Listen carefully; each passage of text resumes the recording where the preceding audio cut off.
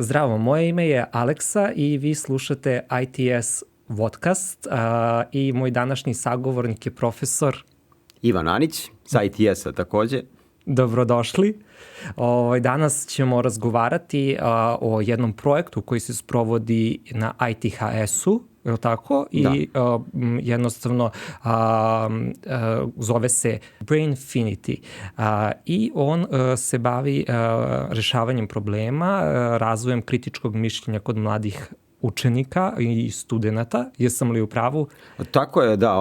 Da kažem, ITS i ITHS su pokrenuli taj projekat upravo kao odgovor na izazov četvrte industrijske revolucije, onoga što u stvari mi zovemo u obrazovanju obrazovanje 4.0. Generalno svaka industrijska revolucija je imala svoje neko obrazovanje koje bi trebalo da pripremi ljude za tržište rada u toj novoj, da kažem, industrijskoj revoluciji, u novoj promeni sveta. Tako, na primjer, u toj prvoj industrijskoj revoluciji je bila potreba za opismenjavanjem generalno, tako da smo imali ono klasično ex katedra obrazovanje, kada nije bilo ni puno udžbenika, ni generalno sredstava za učenje i jedini izvor informacije je bio taj nastavnik koji je bio s one strane katedre, a učenici s druge strane katedre i upijali su neke informacije koje je taj nastavnik njima plasirao. Posle drugoj industrijskoj revoluciji, da kažem, one masovne proizvodnje, bilo je potrebno da onaj učenik tamo u Britaniji kao i onaj u Indiji imaju neke zajedničke veštine, pre svega administrativne i tako da je nastala potreba za takozvanim testiranjem gde su se, da kažem, učenici testirali praktično jednakim testovima u svim krajevima sveta. I to je to obrazovanje okrenuto ka ishodima, ono što, da kažem, je bilo poslednjih godina i kod nas, onako, tendencije da se obrazovanje okrene ka ishodima. Međutim, da kažem, to je zaostavština druge industrijske revolucije. Onda projektna nastava u trećoj industrijskoj revoluciji, u revoluciji računara, da kažem, Bill Gates, tako, tada su, da kažem, nastavnici bili na neki način kao treneri učenicima, gde su učenici, da kažem, u nekoj projektnoj nastavi trenirali neke svoje veštine. Sada, došla je četvrta industrijska revolucija i ovaj veliki hajp oko veštačke inteligencije. Da kažem, mnogi se plaše toga, gubitak posla, je li tako? I onda se postavlja pitanje u stvari kakvo je to obrazovanje za tu novu četvrtu industrijsku revoluciju. Sada, mi smo ispratili malo to obrazovanje 4.0 koje se počelo pojavljivati u naučnim krugovima negde 2016. godine su počeli da izlaze radovi prvo u velikim časopisima, a onda i u nekim nižeg ranga. I razni ljudi su objavljivali na tu temu, sve je to bilo na teorijskom nivou, ali mi smo iskoristili i tada smo krenuli u pripremu nečega što će biti u stvari kasnije razvijeno kao Brainfinity projekat. Sada, taj Brainfinity projekat u stvari je u početku bilo jedno veliko takmičenje osnovnih i srednjih škola, mada imamo i takozvanu kategoriju 18+, za one koji žele da rešavaju probleme, a izašli su iz škole. To je takmičenje gde učenici u malim grupama, mi smo to definisali ipak da budu grupe od 4, da ne bi se sada, da kažem, bilo previše raznoliko to, grupe od 4 učenika naprave svoj prvo neki vizualni identitet i svakojaki drugi identitet tima, kroz ime, kroz zajedničku fotografiju, logo, moto i tako dalje. I onda rešavaju probleme koristeći apsolutno sve. Znači, nema ograničenja. Kao u potpuno realnoj situaciji, učenici se izlažu potpuno realnoj situaciji, rešavaju najrazličitije probleme pod parolom ništa nas ne sme iznenaditi. Tako, jer svaki put, znači na svakom novom takmičenju uvek je neko iznenađenje. Wow, šta je sad ovo? Kako se ovo rešava? Znači, nema navikavanja u stvari na neke probleme. Što bi rekao Đerć Polja, da kažem, otac savremenog problem solvinga, bolje je rešiti jedan problem na 5 različitih načina nego 5 problema na isti način. Tako, znači. Sad me tu zanima, ako kažete dozvoljeno je sve, da li je dozvoljeno korišćenje veštačke inteligencije tokom rešavanja tih problema ili ne? Kako izgleda samo rešavanje problema? Ja sam možda malo preterao, dozvoljeno je sve. Znači, nije dozvoljeno ono što je zakonom zabranjeno, naravno, ali veštačka inteligencija nije zakonom zabranjena, tako da je svakako dozvoljena. Pa tu je u stvari najveći problem kod postavljača problema. Generalno, u našem konceptu obrazovanja, u Brainfinity obrazovanju, Najteže je u stvari da nastavnik osmisli takav čas, da osmisli takve probleme kroz koje će učenici učiti, takve probleme koji će njima biti izazovni. Znači, prva stvar je da učenici moraju biti izazvani problemom. Znači, mora da bude problem koji će privući njihovu pažnju. Znači, mora biti saopšten na njihovom jeziku. On može biti iz bilo koje sfere, ali mora biti saopšten na jeziku učenika. Dalje, znači, to je ono što prvo privuče učenike, a drugo privuče ih, sad mogu koristim ChatGPT. Znači, mogu nešto dobro, sad već koriste svašta, ChatGPT je nekako, da kažem, i manje korišćen u poslednje vreme, ali stvar je u tome, znači, da su ti problemi takvi da stavljaju ipak kreativnost i kritičko mišljenje u centar i kreativno rešavanje problema, tako da kako to nazivaju ljudi u Svetskom ekonomskom forumu. Kaže, kreativno rešavanje problema je u stvari najvažnija veština za 4. industrijsku revoluciju. I ako dodamo još i kritičko mišljenje i timski rad, to je ono nekako što objedinjuje te najvažnije veštine u 4. industrijskoj revoluciji.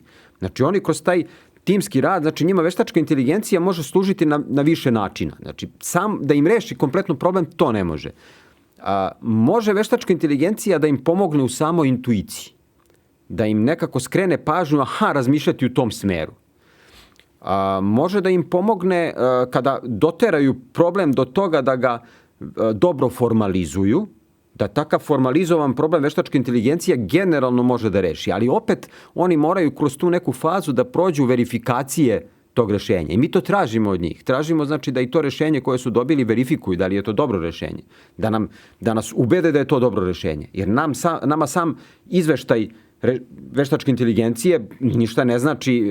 Mi se u žiriju ponašamo kao neko ko o tom problemu ne zna ništa ili bar malo zna, odnosno kao budući njihov klijent na tržištu rada, i oni nas treba da ubede da je to njihovo rešenje dobro i da je najbolje.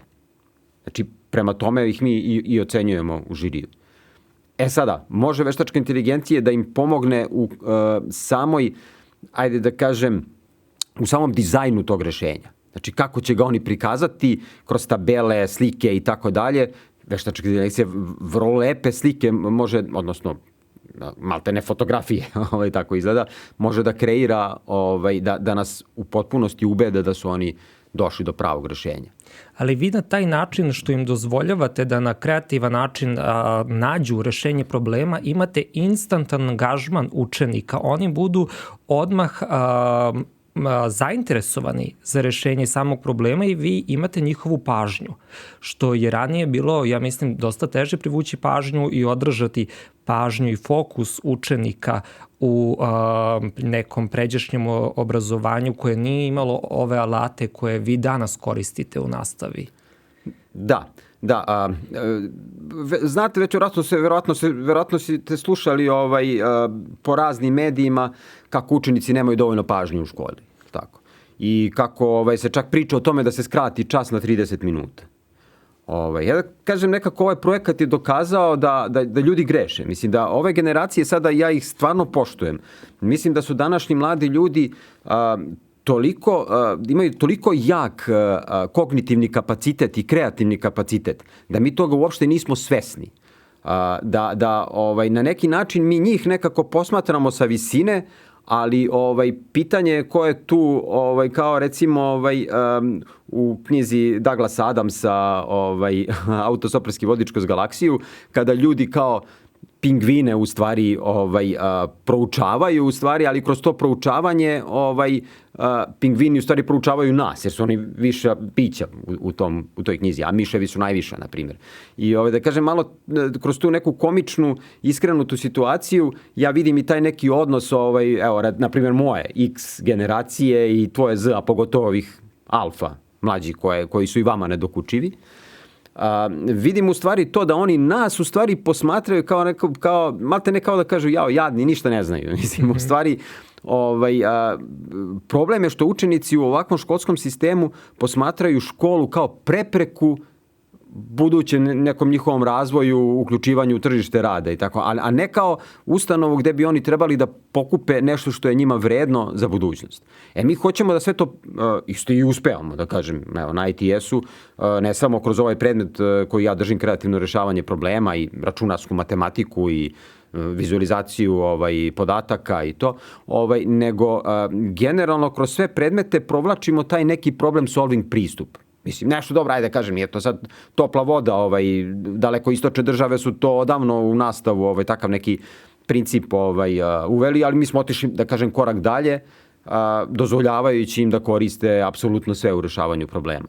I to, da kažem, ja kad sam išao u školu, dobro, nama su neke stvari bile tu interesantne, ali u današnje vreme, mislim, ja sam imao jedan kanal, radio, televizija Beograd, mislim da se zvao i tako dalje, posle je bio drugi, to je bilo duplo više kanala odjednom, tako, sa 1 na 2, treći kanal kad je bio to, tad sam već bio negde 8. razred.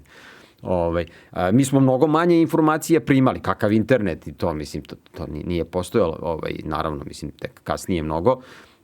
Danas deca imaju na klik big data i mi kod njih upravo pokušavamo da razvijemo te veštine kao što su recimo iz HR-a Google-a, što kažu recimo data scientist, kaže kao to je neko top zanimanje bilo desetinama godina.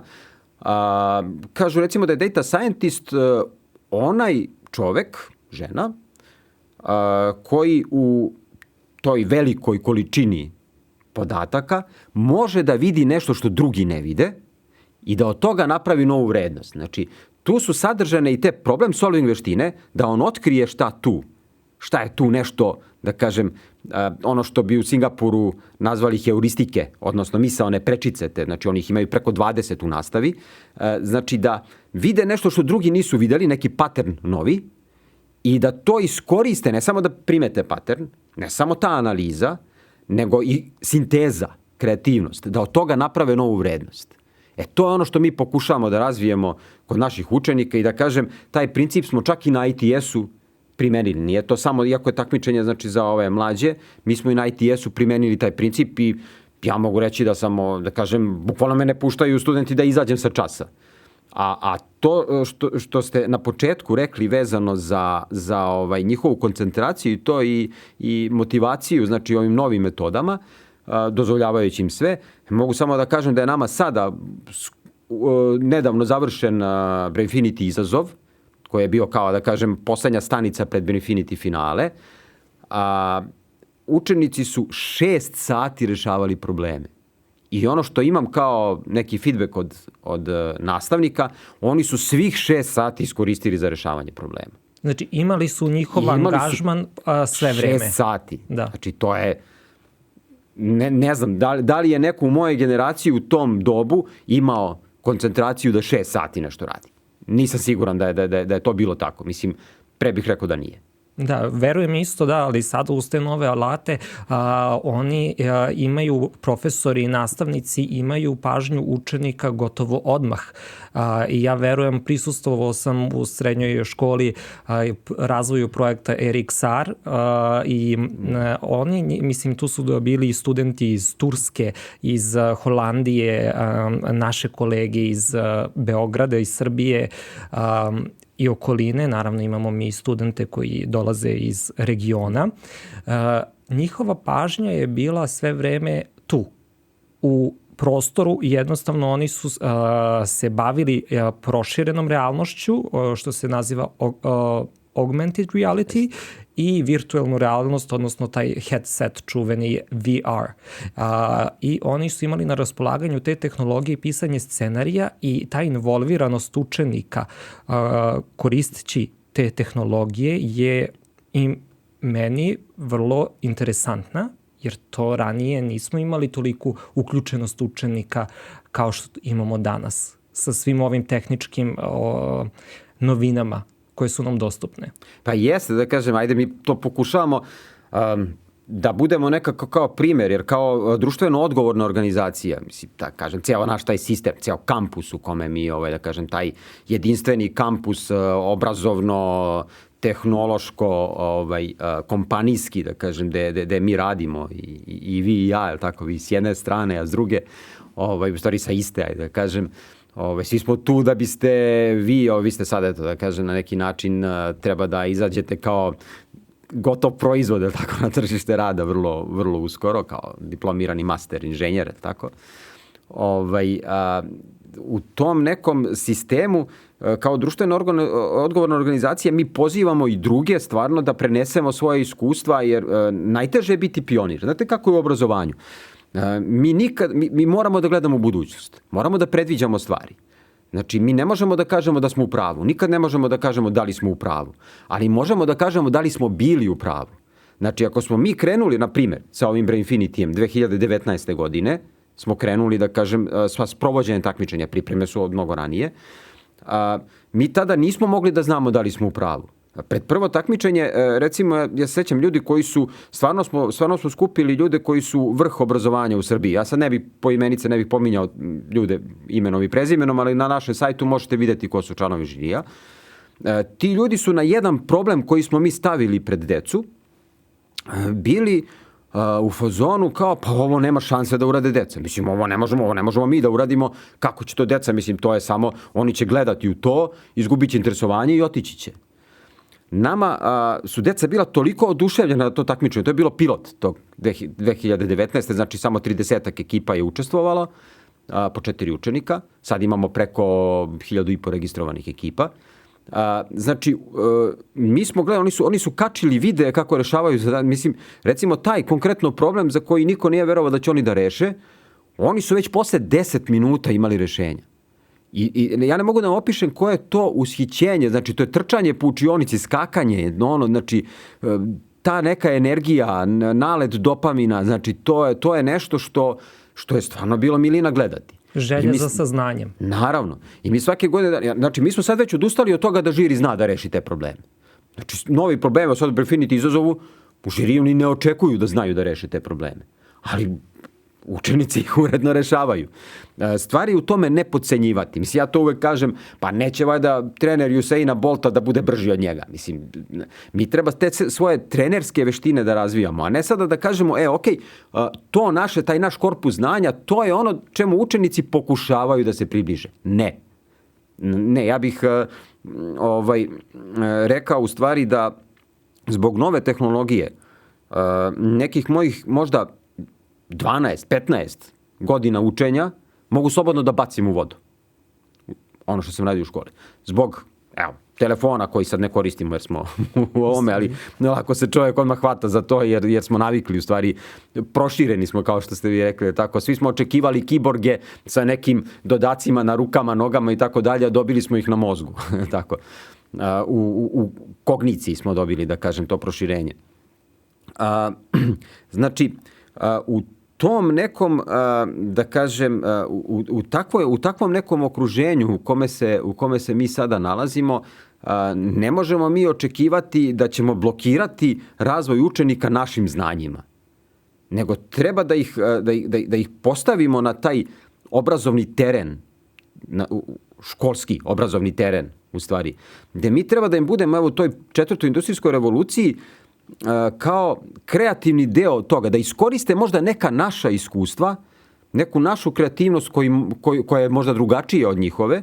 I ja kažem ljudima zašto je dobro dolaziti na nastavu. Uglavnom mi dolaze studenti na nastavu, mislim, puna je uvek učionica, mislim, ja radim sa 70-80 studenata, timski oni rade i to, uvek imam pomoćnike, saradnike, nađem među studentima one koji su, da kažem, najinvolviraniji u rešavanju problema, pa su mi oni i saradnici, tako da uvek imam nekoliko saradnika u nastavi. Teško je organizovati takvu nastavu, ne kažem da je lako, mislim, ali je lepo. Mislim, čovjek se mnogo dobro osjeća na takvoj nastavi. Kad vidite kako oni napreduju, kad dođe do onoga efekta pri rešavanju problema, kad vidite kad probiju, da kažem, neku barijeru u rešavanju problema, to je stvarno prelepo gledati, kad znate da ste vi zaslužni za to. I to je neka naša uloga u obrazovanju, da budemo, da kažem, nisu to više ni mentori, da kažem, to je opet ostalo u nekoj industrijskoj revoluciji 3.0, da kažem, u 3. industrijskoj revoluciji. Mi smo na neki način tu, mi im organizujemo taj playground. Znači, i tu smo, znači, da i svoju kreativnost uložimo zajedno sa njima. Mislim, meni se desio, eto, baš prošli čas su mi studenti naleteli sa problemom koji ja nisam rešavao. I onda smo krenuli svi zajedno da ga rešavamo i onda se priključilo dosta studenta tu od jednog grupa od 20 nas, pa onda svi dobacuju svoje, sad je to već teško. Ja vidim kako mi ističe vreme, jer treba da se završi čas, a nemamo još rešenje. Znači, ja se maksimalno tu angažujem, trudim se da ne budem previše direktivan, znači, kao nastavnik i nekako dođemo do rešenja. To se samo kalemilo jedno na drugo, mislim, lepota jedna je to bilo. Znači, ja sam se super osjećao, odavno se nisam tako dobro osjećao. Mislim, i to je neki benefit koji ne može nikakva ni plata, ni ništa, kad nastavnici se žale za male plate i tako dalje, ništa to ne može nadomestiti. To je naš poziv i ako ne uživamo u tome, ne treba da budemo to. Vrlo jednostavno. Apsolutno, to je vaša nagrada. Saznanje vaših učenika i to što oni imaju priliku da u sigurnom okruženju rade na rešavanju problema, ja mislim da je to sigurno okruženje veoma važno, jer kad izađu na tržište rada, neće imati prilike toliko da greše koliko imaju sada prilike na ITHS-u ili na ITS-u, da dok rade i rešavaju probleme, razvijaju svoje kritičko mišljenje, dozvoljeno je praviti greške, da iz tih grešaka se posle uči. I kasnije kada oni izađu, budu spremni na tom tržištu rada, jer su već imali prilike da kroz jedan takav projekat razviju svoje kritičko mišljenje. I pomenuli ste da je sada pred finale završeno jedno takmičenje. Finale nas očekuje kada? Pa finale je 16. maja. Znači, to će biti kod nas, u našem kampusu će biti finale. 37 ekipa imamo u finalu. Mislim, ja bih stvarno voleo da ih ima 60, ali bez obzira koliko je veliki naš kampus, svaka ekipa mora da dobije svoj prostor, svoju učionicu. I mislim, stvarno naći sada sa više od 37, ajde da kažem, učionica i još dodatnih prostorija koji su potrebni za tehničko osoblje i volontere i žiri i sve ostalo. Znači, to je veoma teško. Mislim, stvarno treba vam zgrada za 37 prostorija gde neko može na miru da rešava probleme i da dozvoli i da bude ushićen i da galami i tako dalje. Jer ja volim to da kažem nastavnicima, pošto sam držao mnogo seminara za nastavnike, pokušavajući još od 2003. godine da utičem da se nešto promeni u obrazovanju. Volim da kažem u stvari da prepoznajem lošu školu po tome, naravno se krenuo ovako negativno, jer u drugom smeru ne mora da bude istina, ali da kažem, lošu školu po tome što je tišina na času, a galama na odmoru. U dobroj školi učenici na času rade, upinju se da rešavaju probleme, da istražuju, da kreativno izražavaju sebe kroz razne umetnosti koje uče u školi. Znači, tu ne može biti tišina. Znači, tu nastavnik vrlo često može da bude neprimećen. Može da izađe sa časa da se vrati na čas. Znači, nastavnik u takvoj jednoj atmosferi, nastavnik je neko koji je organizovao dobru priču, mnogo više je iza toga. Pre nego što je on ušao u tu učionicu, on je morao da bude i scenarista i režiser i kreativac i sve živo, znači i problem solver mora i sam da se sa tim problemima susretne. I da kažem, ako deca, znači, tu energiju izbace na času, oni na odmoru odmaraju, odmor zato i služi, da se odmore, a ne da galame i da doživljavaju recimo nasilje neko u škola. Ja mislim da je koren nasilja u školama nedovoljna angažovanost dece na času. I u to sam ubeđen, jer u onim školama gde smo mi ovaj program primenili, nema tako nečega. Nema, pazite, vi sarađujete s nekim u rešavanju problema. Timovi su ad hoc, recimo, kada su u školi radi. Znači, nisu uvek isti. Znači, tu postoji neka kompetitivnost, naravno, među njima. Postoji i u okviru samog tima. Ali vremenom, mislim, ja sad ne mogu da vam pustim, ali imamo snimke. Mi smo snimali učenike kako to izgleda kada se tek susretnu sa takvim načinom rada, koliko je to haotično. Do, recimo, nakon godinu dana, na primjer, učenike 5. i 6. smo snimali, što možete da vidite, recimo, na kanalu Facebook Matematika Plus. Matematika 5 plus može da se vidi na tom kanalu, recimo snimci baš o kojima vam pričam, koliko oni napreduju, znači, u toj saradnji u rešavanju problema. To je prosto neverovatno. A zašto je to važno i lično, za razvoj ličnih kognitivnih veština? Pa vi dok rešavate probleme sa drugima, vremenom naučite da slušate i druge. I na taj način vi kognitivne strategije drugih ugrađujete u svoje. I na taj način se nadgrađujete, dobijate neku kreativnost koja nije izvorno u potpunosti vaša. Dobijate neku mnogo širu kreativnost i kritičko mišljenje, da iz različitih uglova možete da sagledate istu stvar. Apsolutno, onda se kada se znanje deli, onda se multiplicira. Pomenuli ste takođe da u finalu ušlo 37 timova. Sada, odakle nam dolaze svi ti timovi, iz koliko škola? Da li možda znate to? Pa najjužnije je Kosovska Kamenica, što se tiče timova iz Srbije. Najjužnije je Kosovska Kamenica, a najsevernije je, Sombor. I Kikinda. Šta je severnije? Ja nisam baš neki geograf. Znači, iz cele Srbije su timovi. Stvarno, ima naravno iz Beograda, generalno uvek ima najviše jer je najveći grad. Ali ove godine smo recimo prvi put smo organizovali ovaj nivo takmičenja, ovaj Brainfinity izazov, zajedno sa ekipama iz Slovenije. Tako da imamo i Slovenije, da kažem, mi ćemo imati naših 37 u finalu, oni će organizovati sa 16 svojih ekipa finale u Sloveniji, a onda ćemo se, još nismo dogovorili termin, bit će to negde u junu, će se susresti naše najbolje ekipe sa njihovim najboljim ekipama. Mi smo prošle godine u jednom Erasmus projektu imali takav jedan međunarodni karakter takmičenja, gde su se sastale naše ekipe, slovenačke ekipe iz Portugalije i iz Bugarske. I to je stvarno bilo neverovatno dobro. Znači, izuzetno dobro se primio i taj, samo su recimo ove godine opet su finansijska sredstva je tu presudna, znači u organizaciji fizičkoj.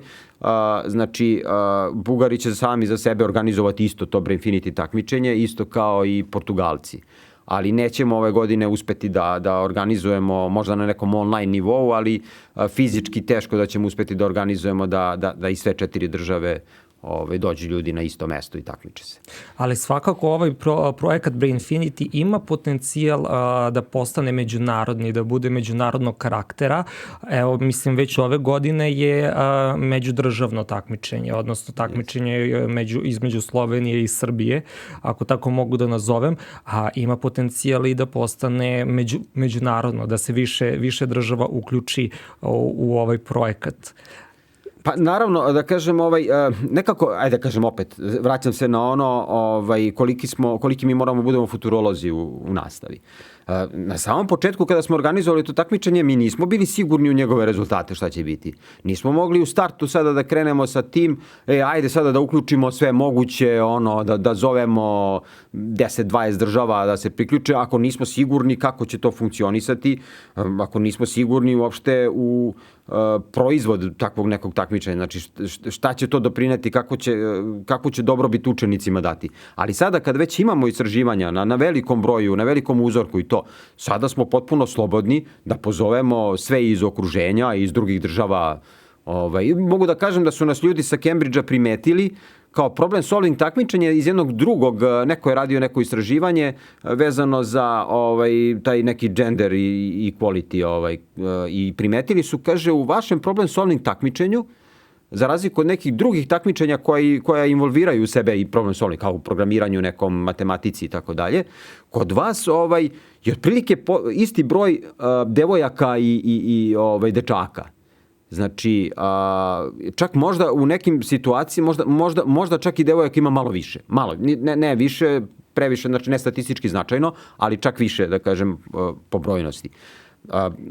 Jer čini mi se da smo time u stvari i dotakli da nismo specifično pravili nešto gde su recimo možda dečaci nadmoćniji, ili tako, kao neko na koga se više obraća pažnja kada su STEM veštine u pitanju, nego smo napravili jedno problem solving takmičenje koje traži i jezičku neku kompetenciju i kreativnost, kreativno izražavanje i tako dalje. Znači, bukvalno sve, mnogo različitih veština i zato i najbolje da u timovima budu ljudi koji imaju različite interesovanja, različite veštine, jer tako će najbolje rešiti probleme ako rade sinergično.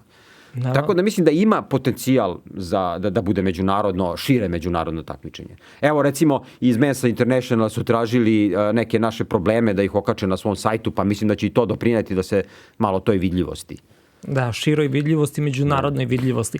A sad ste i mene zainteresovali vrlo, da li ima mogućnosti ja sa svojim kolegama sa mastera da se prijavim? Naravno, rekao sam u kategoriji 18+, možete da se prijavite, da se takmičite normalno, bez onog straha. Znate kako je kod nas, ljudi se plaše da se testiraju u bilo kom smislu, šta ako bude nešto što je baš onako loše ili tako dalje. Mislim, ovo treba shvatiti kao neku igru i jako ste dobro to rekli. Oni na fakultetu, srednjoj školi, na fakultetu, visokoj školi našoj, tako, znači imaju tu priliku da greše. A jedino kroz te greške oni mogu da razvijaju to divergentno mišljenje koje je u stvari prekursor za kreativno mišljenje. Znači treba pustiti ljude da greše što više. Nema tu, mislim, moji su studenti navikli da greši. Čak se iznenade kad nešto je dobro. Odmah, u startu, mislim, to je stvarno neočekivano, mislim, ali generalno to proba pogreška, pa sve manje pogreške, sve više direktnih tačnih, mislim, vremenom kad izađu na tržište rada, mislim, to ja gledam te studente, oni su prosto iznenađeni kako nekako brzo idu prema tom nekom vrhu. I nerviraju se kad im dođu juniori, ja im kažem, ja sam se i kada nervirao, kada ste vi bili moji polaznici, to kada nešto ne ide. Znate kako, vi znate rešenje problema i kad gledate kako oni idu okolo i pipkaju ga, evo ga tu rešenje, oni kopaju, počeli su kopaju, tamo su krenuli ovamo da kopaju, krenu na drugu stranu kopaju. I vi da se pojedete u startu, mislim, kad je još neiskusan nastavnik, ali treba nastavnik da zna da se skloni.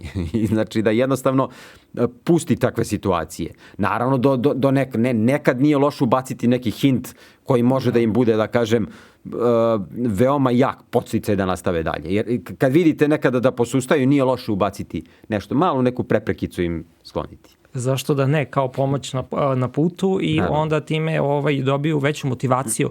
Ja mislim da je veća motivacija kada nešto dobro uradimo i kada dobijemo mali vetar u leđa, nego kada nemamo tu pomoć. I ne znam kako je vaše praktično iskustvo sa učenicima. Da li su više motivisani kada dobijaju petice ili kada dobijaju loše ocene? Ja tu imam jedan stav i to je primenjujem kod svojih studenta. Mislim, ja kažem kad dođu na nastavu, svi ste položili, nemojte se oko toga sekirati uopšte. Položili ste svi, znači to je najmanji problem. Ajmo sad da radimo.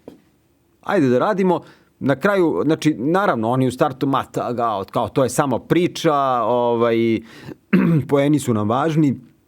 Međutim, vremenom shvate da ti poeni ništa im više ne znači. Mislim, dobro, ajde da kažem, ja sam im dao nešto, posto dosta njih ostvari mnogo više od onog maksimalnog broja poena.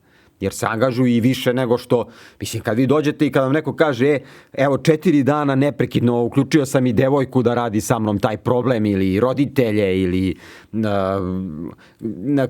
kaže mene će dečko ostaviti jer kaže, mislim, sve vreme rešavamo probleme kod kuće, znači kad se neko uključi i više od toga, više nego što očekujete, znači ja sam onda spremio, evo da kažem, tu mi je naša direktorka izašla u susret, spremili smo jedne lepe tokene koje onda im dodelimo im te tokene kao za vrhunsku problem solving aktivnost koje imaju kao neki novčići delo. Imamo ih u apoenima od 1, 5 i 20 takozvanih problem solving tokena, PST. Da. To je izuzetno motivišuće i sad ste me toliko zaintrigirali i za kraj želim da vas pitam, kada počinju prijave za sledeće takmičenje Brainfinity? Prijave su neprekidne, ali će kvalifikacije za sledeći krug Brainfinity takmičenja početi u septembru. U septembru ove godine. Pa da, 25. septembra počinju, to je to. Odlično. Znači, pozivamo sve i 18+ studente ITS-a da se, evo pozivam i moje kolege da se svi udružimo i prijavimo možda nekoliko timova za Brainfinity takmičenje, jer ste me ovom pričom toliko zaintrigirali da sada želim da istražujem dalje. Možete se uključiti u Problem Solving klub, obzirom da vi pokazujete bar koliko znamo, vama kreativnost, da kažem, na raznim nivoima. Na Problem Solving klubu mi se bavimo kreiranjem problema, na primjer. To isto može da vam bude interesantno. Profesore, vidimo se u klubu. Nadam se. Hvala vam i eto, hvala slušalcima, gledaocima i do nekog sledećeg slušanja. Ja bih se zahvalio stvarno na pozivu, uvek sam tu kad god treba za bilo kakav podcast. Volim da pričam, da kažem, a nemam prilike mnogo da pričam na nastavi jer studenti rade, a ja tu samo pomažem pomalo. Onda ću vas pozvati da pričamo ponovo u podcastu zato što volim i takođe da razgovaram i da razmenjujem mišljenja i da tokom te razmene dođemo do nekih novih zaključaka i nekih novih promišljenja. Tako da, eto, vidimo se u klubu i očekujem vas u nekom od narednih podcasta. Meni je veoma drago bilo što sam imao priliku da razgovaram sa vama i drago mi je zbog svih ljudi koji će nas čuti i voleo bih znači da u komentarima ovog podcasta napišete sve i dobro i loše i sve i ako najviše bih voleo neke predloge kako da se unapredimo. Hvala najlepše.